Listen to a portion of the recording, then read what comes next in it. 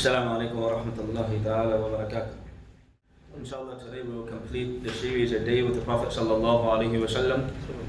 And from next week we'll do a summary of the entire day of the Prophet sallallahu alaihi wasallam. Inshallah, trying to include as many ahadith of the Prophet sallallahu alaihi wasallam I can, inshallah. So last week we went over the habit of the Prophet sallallahu alaihi wasallam after Salatul Isha.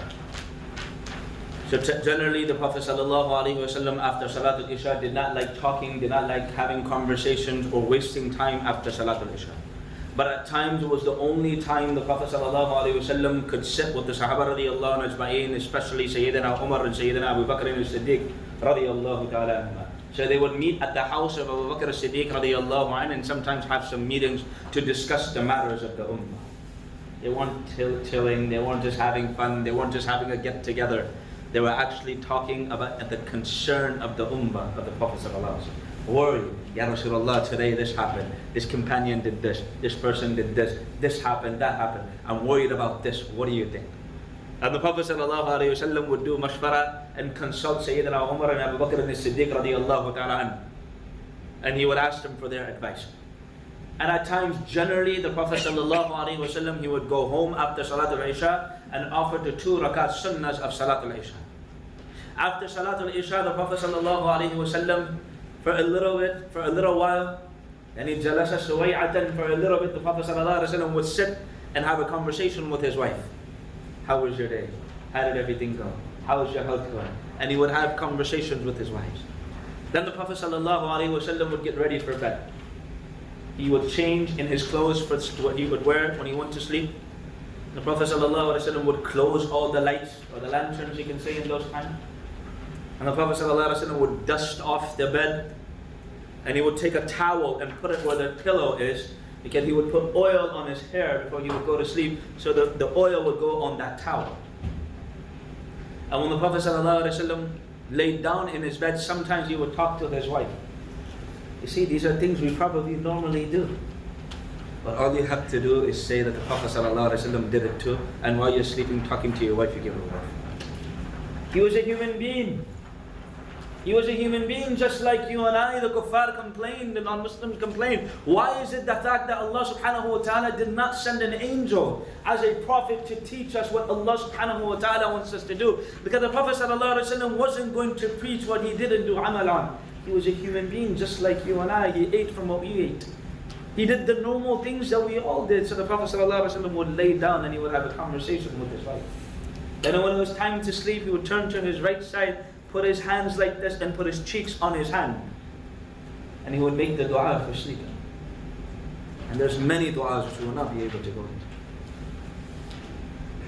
And before the Prophet ﷺ would go to sleep, he would set up on the right side of his bed, the Prophet ﷺ, or on the side of his bed, he would put miswak there.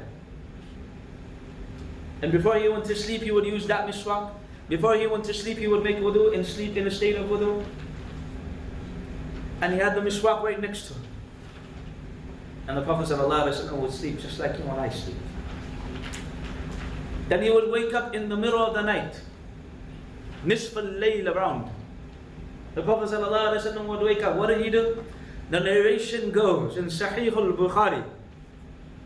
It's a very simple narration. But when I read it, it was so beautiful for some reason. استيقظ رسول الله صلى الله عليه وسلم فجلس. The Prophet ﷺ woke up in the middle of the night for tahajjud. What did he do? He sat up first. He sat up, you're tired.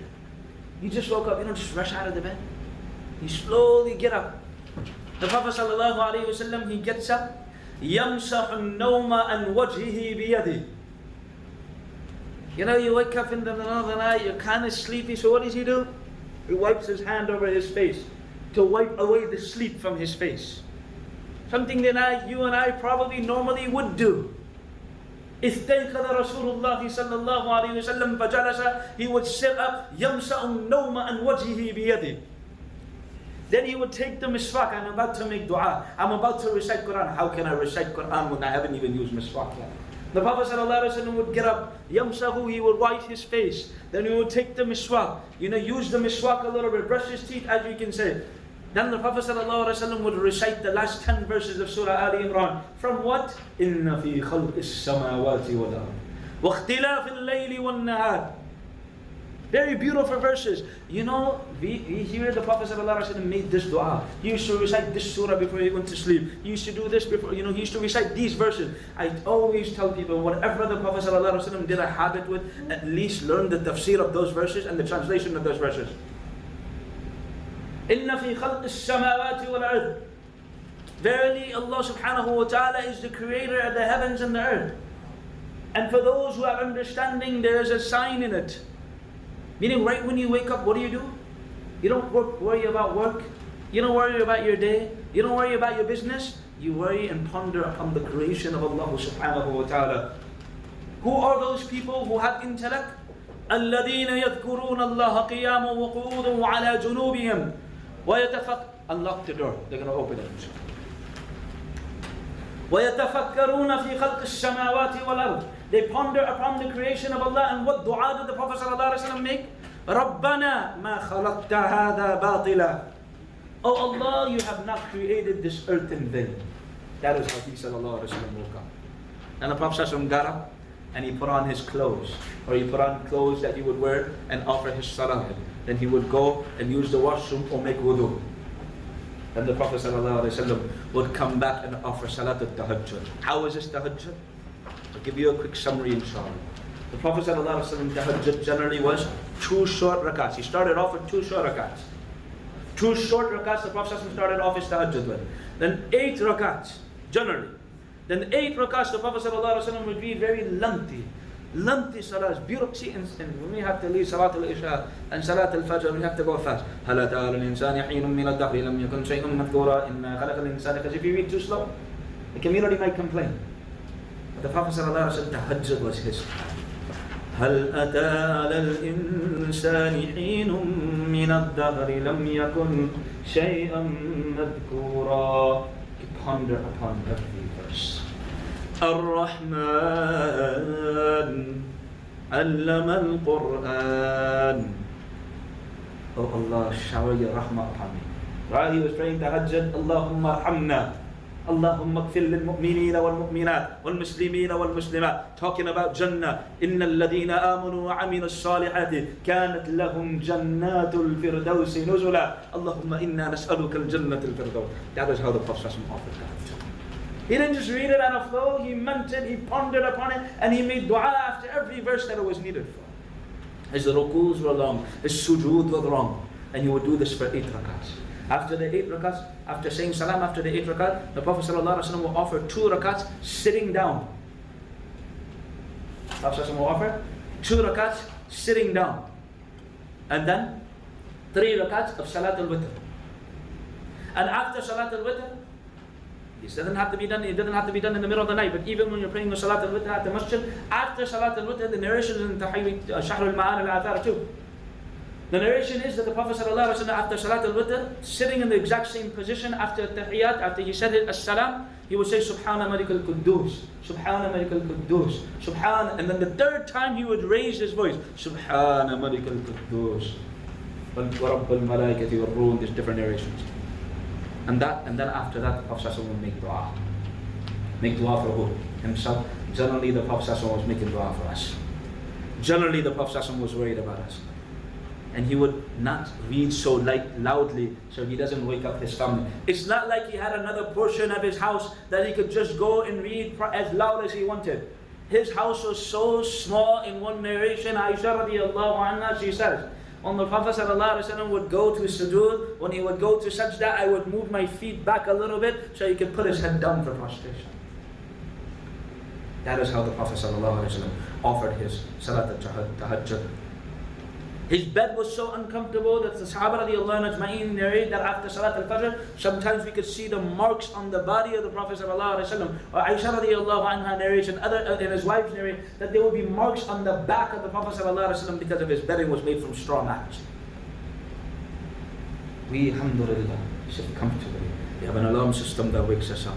We have the AC on, the heater on when it's needed. The fans running. Now we have these noise machines to help you sleep. We have medicine to put us to sleep. We can sleep comfortably on the most nicest mattresses, most comfortable mattresses, but we can't move the blanket for the tahajjud. And every night the Prophet sallallahu alaihi wasallam, "Qum al-layla illa qalila." Every night he sallallahu alayhi wasallam was making dua for you and I. Every night the Prophet sallallahu alayhi wasallam was offering tahajjud, praying for us. If we cannot get up and pray the full tahajjud, if you cannot get up in the middle of the night to pray tahajjud, at least before you go to sleep, offer 2 rakats. At least before you go to sleep, offer 2 rakats. See, the Prophet ﷺ knew if you followed his method and you got up in the middle of the night and you offered his tahajjud, after the tahajjud, the Prophet ﷺ would advise people to go to sleep. You need a little bit more rest before Salat al-Fajr, because your day starts after Salat al-Fajr. Aisha radiyallahu anha narrates, this hadith is also in Sahih al-Bukhari. قُلْتُ مَا أَلْفَاهُ السَّحْرِ. The Prophet sallallahu alayhi wa sallam, there was not a night that the Prophet sallallahu didn't rest after tahajjud, because he rested a little bit before Salat al-Fajr. And this was the day of Nabi sallallahu alayhi wa sallam. This was the general habit of the Prophet sallallahu alayhi wa sallam. If you notice, his schedule revolved around salah. It started with salah, it ended with salah. It started with the dhikr of Allah, it ended with the zikr of Allah. If your day starts with the dhikr of Allah, your day starts with salah, your day ends with the dhikr of Allah, your day ends with the salah, the praying to Allah subhanahu wa ta'ala, then in our understanding of deen, then this person is guaranteed Jannah. Start your day with zikr, end your day with zikr, and you will have a beautiful life. In summary, that was the essence of the teachings and the day of the Prophet ﷺ. His days were surrounded with the dhikr of Allah. His days were surrounded with praying to Allah subhanahu wa ta'ala. The Prophet ﷺ said in one narration that salah is the coolness of my eyes. How many people can say that when we offer salah, we feel such relaxation, content, and comfort and satisfaction when we're praying 2 rakats in front of Allah subhanahu wa ta'ala, talking to Allah privately. No one else is there, just you and Allah. May Allah subhanahu wa ta'ala give us the strength, the tawfiq, the divine ability to live our 24-hour, live every second of our lives in accordance to the teaching of the Prophet sallallahu alayhi wa sallam. You will die the way you lived. The last day of your life will be the same way you live today. May Allah give us the best of days. May Allah subhanahu wa ta'ala allow us to live our days in a beautiful manner that were in accordance to the teachings of Habib sallallahu alayhi wa sallam. Jazakumullahu khairan wa akhiru da'wana alhamdulillah.